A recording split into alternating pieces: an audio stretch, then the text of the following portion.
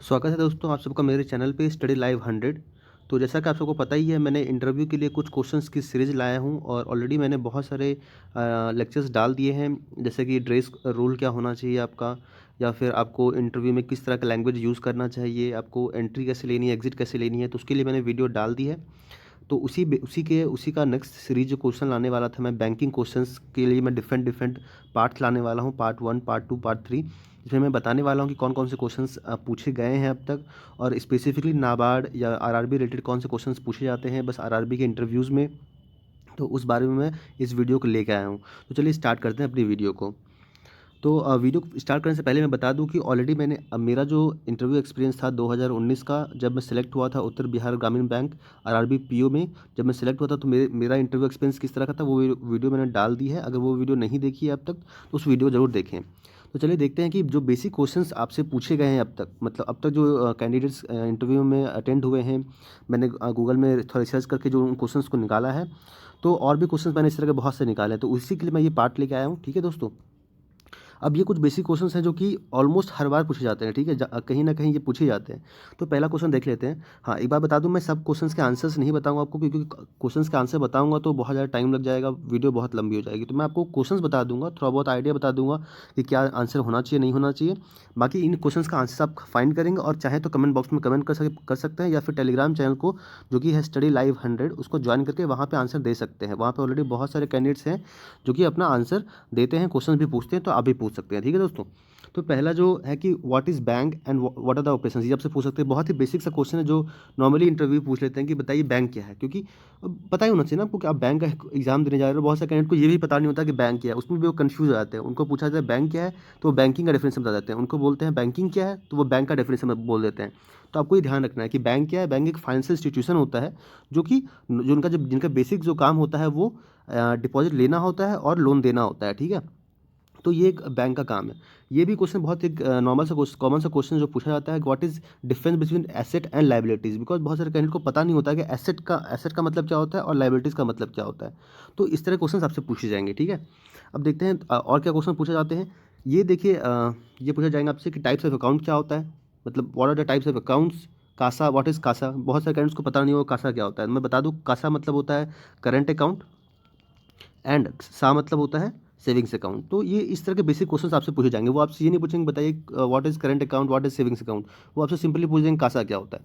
Kasa ratio बहुत सारे candidate को पता नहीं होगा, तो आप इस कासा रेशियो बताएंगे मुझे कमेंट बॉक्स में जाके कि कासा रेशियो होता क्या है। ठीक है दोस्तों, क्योंकि कुछ क्वेश्चन का आंसर आपको पता होना चाहिए, और ये ऐसे क्वेश्चन हैं जो कि आपको नॉर्मली आपने पढ़े नहीं होंगे बैंकिंग के स्टैटिक की तैयारी करते वक्त। ठीक है, उसके बाद आपसे कुछ आप पूछा जाएगा कि बताइए इनएक्टिव अकाउंट क्या होते हैं, डोरमेंट अकाउंट्स क्या होते हैं। ठीक है दोस्तों, मतलब आप मुझे बताइए कि इनएक्टिव अकाउंट क्या होता है। डोरमेंट अकाउंट में जो पीरियड होता है, कितना टाइम पीरियड तक अकाउंट मतलब अकाउंट में कोई ट्रांजेक्शन नहीं होता है, तो वो अकाउंट डोरमेंट हो जाता है या वो अकाउंट इनएक्टिव हो जाता है। ठीक है, उसके बाद पूछा जाएगा कि what is F D S T, sorry F D और आर डी, मतलब एफ डी में एफ डी का टाइम पीरियड क्या है, आर डी का टाइम पीरियड क्या है, एफ डी में कितने कितने अमाउंट तक लोन हम डिपॉजिट कर सकते हैं, आर डी में कितना अमाउंट तक डिपॉजिट कर सकते हैं। तो ये क्वेश्चन बहुत इंपॉर्टेंट है।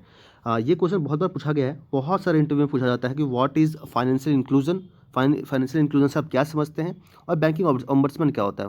मतलब ये तो ऑलमोस्ट मुझे लगता है कि जब मैं तैयारी करना स्टार्ट किया था उसके एक दो साल पहले ये बहुत ज़्यादा फेमस होता है ये क्वेश्चन, और अभी भी इस क्वेश्चन को पूछा जाता है कि बैंकिंग ओम्बड्समैन क्या होता है और उसका प्रोसेस क्या होता है। मतलब अगर आपको कोई कंप्लेन करनी है जाके बैंक में, तो आप किस तरह इसका इस्तेमाल कर सकते हो। तो इसके बारे में आप डिटेल में पढ़ेंगे थोड़ा जाके। ठीक है, ये क्वेश्चन पूछा जा सकता है आपसे कि difference between no frill account क्या होता है, B S B D account क्या होता है, P M J D Y account क्या होता है। तो आपको बता दूं कि नो फिल अकाउंट अब जीरो बैलेंस अकाउंट भी होता है, B S B D account होता है, प्रधानमंत्री जन धन योजना वाला अकाउंट है। ठीक है दोस्तों, फिर आपसे पूछा जाएगा कि what are the types of risk. Risk आपको पता ही है, फाइनेंशियल रिस्क होता है, मार्केट रिस्क होता है, क्रेडिट रिस्क होता है, सिस्टमेटिक रिस्क होता है, लिक्विडिटी रिस्क क्या होता है, ऑपरेशनल रिस्क होता है। तो इसके बारे में आप डिटेल में पढ़ लेंगे कि टाइप्स ऑफ रिस्क क्या होता है। ये बहुत इंपॉर्टेंट क्वेश्चन है, आपसे पूछा जा सकता है दो रिस्क का डिफरेंस, या फिर आपसे पूछ सकते हैं what is reputational risk, bank को रेपुटेशनल रिस्क कब होता है, ये आपसे पूछ सकते हैं।